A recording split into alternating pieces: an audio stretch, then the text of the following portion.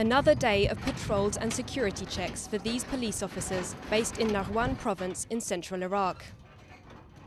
These men are part of the oil police, which specializes in protecting Iraq's black gold from attacks and theft. We recruit people who live on farms or land close to the pipelines.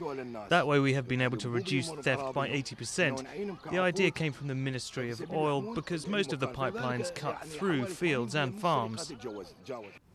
But the recruitment of non-professional local security contractors is also the result of a lack of funds.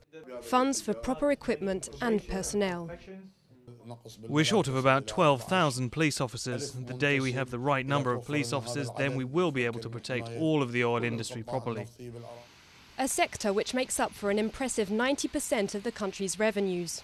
And securing this valuable revenue stream will only become more and more critical, as Iraq has ambitious plans to boost oil production to 5 times its current level by 2017.